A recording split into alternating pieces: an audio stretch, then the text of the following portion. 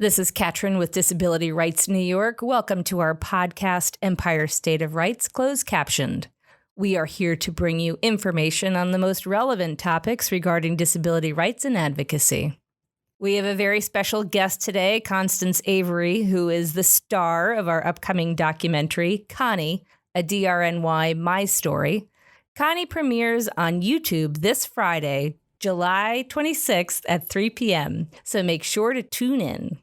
Today we'll be talking to Connie a little bit about the short and her artistic experience with retinitis pigmentosa, a genetic disorder which involves the breakdown and loss of cells in the retina. Connie, something you talk about in the film is art being a form of self-expression. It takes a lot of guts and courage to share that with the world. So what has pushed you to be so courageous and share your art with the world? Well, after working as an LPN for many years, and being diagnosed with retinitis pigmentosa, I began to lose some of my vision, my peripheral field, and after a while it just kept going more and more. So it began to interfere with my lifestyle and independence. Art has been an avenue for me to get my frustrations out, help me to pursue different lifestyle and different way of doing things. So I had to explore options. Retinitis is slowly taking away more of my peripheral vision, and it's scaring me. But I have been fortunate that it has been slower than a lot of people, and my central vision is still clear, thankfully. So being able to create art that excites and inspires people has been a boost to my emotional support and my life. Art is really a very fundamental necessity, I think, for most people. I have met so many people with all kinds of disabilities who use art to express their emotions despite their disabilities. Being able to influence people with my art helped me to show my feelings and create communication with the public about who I am, not only as a disabled person, but as a person. It also helps me to be able to be a part of the community. So that is very vital for me. Connie, can you tell us how long have you been producing art full-time? Full-time, 5 to 6 years. I started when I moved out to my brother's in Oregon. I wasn't working. There wasn't anything I could do. I wasn't comfortable walking all over the place. So I started painting full-time because that was the only thing I could take with me. When I came back here to Utica and started, I just kept on going with the different mediums. I'm doing pottery, I'm doing photography, but mainly I'm doing painting. And it's it's only been the last, I would say, 5 years, really full time. And now I can't see myself stopping. It's been really fundamental in getting my life back in order. And one of the key highlights of your DRNY My Story is the art show in Utica. And can you tell us a little bit about the positive effects that show has had in your life? In addition to the other exhibitions you've done, you've had so many shows, even in just this year. Yeah. Actually, the show at the Utica Library was instrumental in getting my art out to the community because as having vision problems, not being able to drive, it's difficult to get out there. So the gallery at the library is really big, and it's open daily to the public. And so the exposure that I got from that was, I would say, is the number one positive effect. I was also able to sell a lot of pieces from the art show, and it also was a not just paintings, not just pottery, but several different mediums. And so because everybody has their own thing that they go for, it really went very well. I also received a couple of commissions. One was to paint the future Vision and Wellness Center that's being built in Utica as we speak.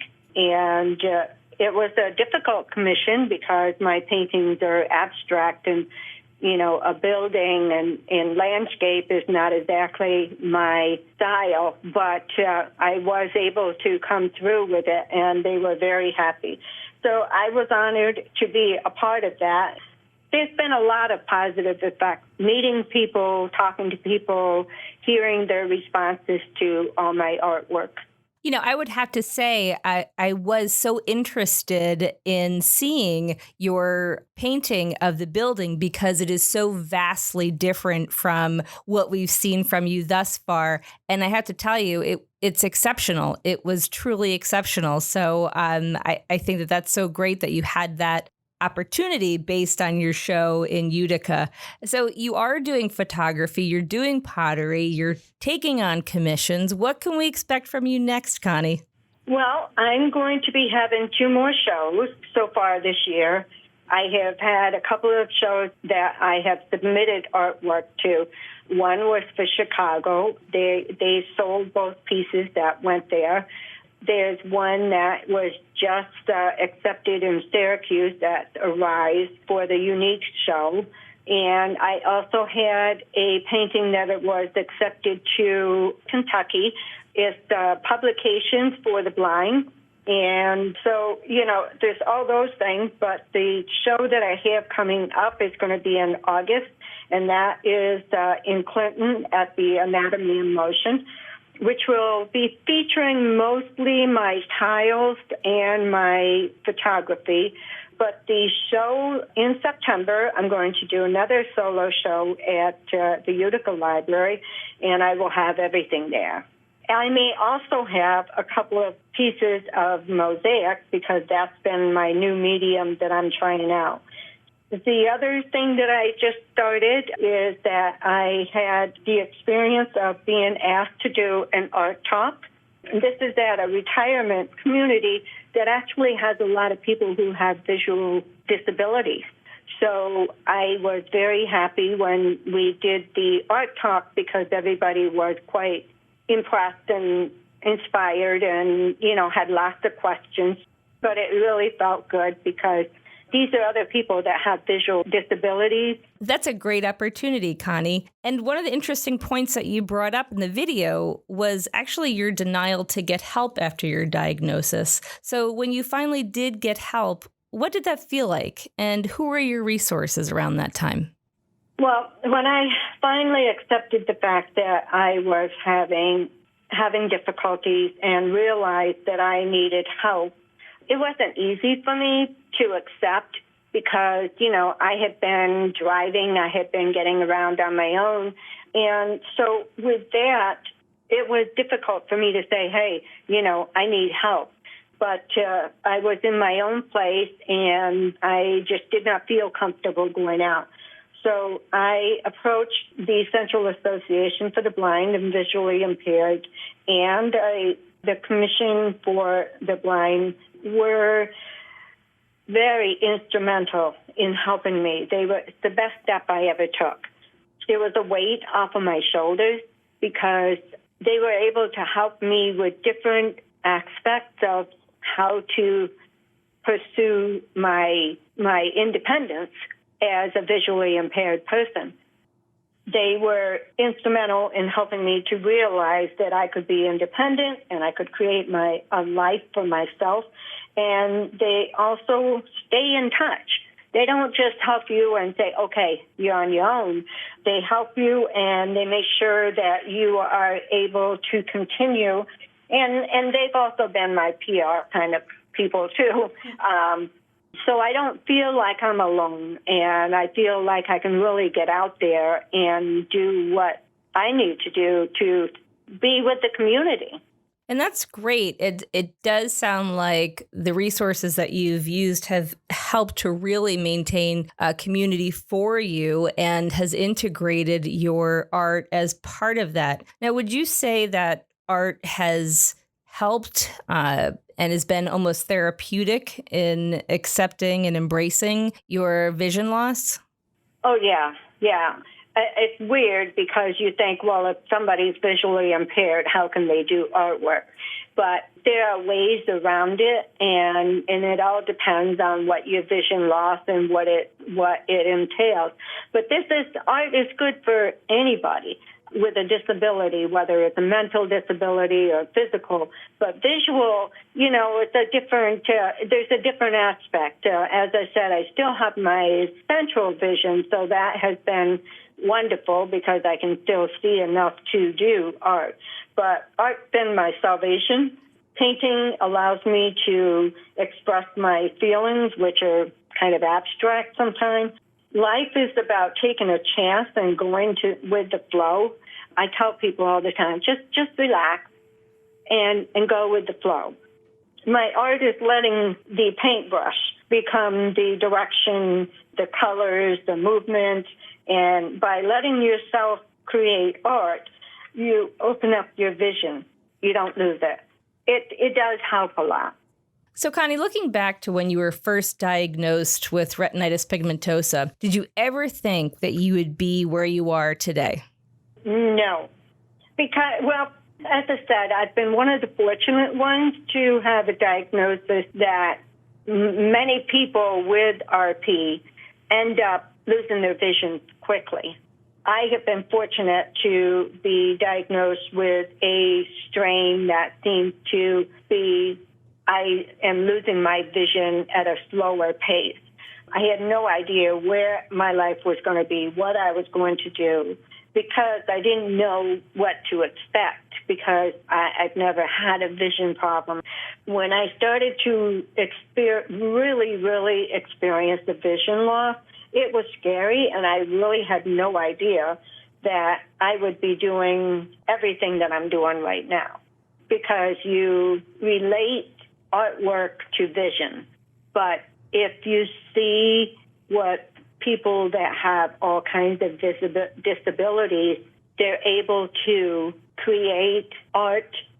It's not necessarily about painting that line and painting this it's about taking your feeling and putting them on the canvas, or putting them in the clay, or whatever medium you're using. You're taking that and you're taking your emotions, your feelings, and your struggles, and you put it onto the canvas. That's what it's all about. That's what art is about, and being disabled does not mean that you're not able to do that.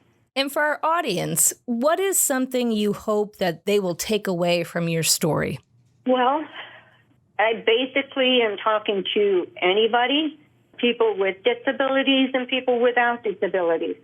Whatever your struggle is, my motto is go with the flow.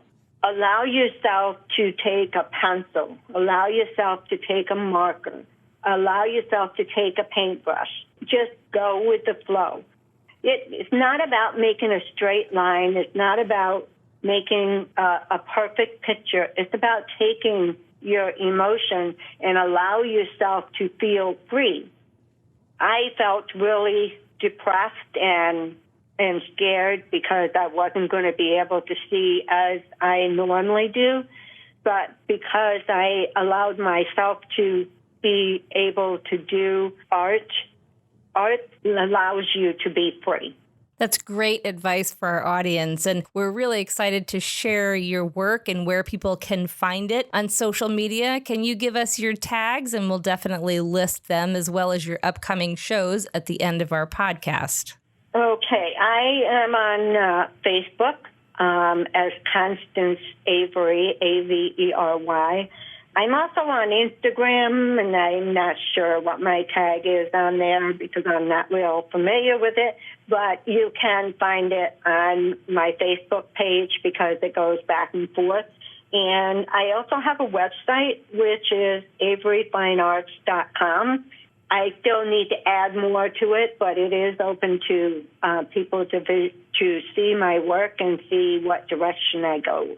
Thank you so much for your time today, Connie. It has been wonderful speaking with you. You can find Connie on social media, and her portfolio is also available at averyfinearts.com. Don't forget to tune in Friday, July 26th at 3 p.m. for the YouTube premiere of Connie's DRNY My Story. Empire State of Rights Closed Captioned has been brought to you by Disability Rights New York, your source for disability rights and advocacy. If you enjoyed our program, make sure to subscribe, like, and share this post. If there is a subject you would like us to discuss, please email podcast@drny.org or comment below. Tune in next Wednesday where we'll bring you more information on disability rights in the state of New York. The closed captioned version of this podcast is available on our YouTube channel. To listen to more Empire State of Rights closed captioned, follow us on iTunes and Spotify.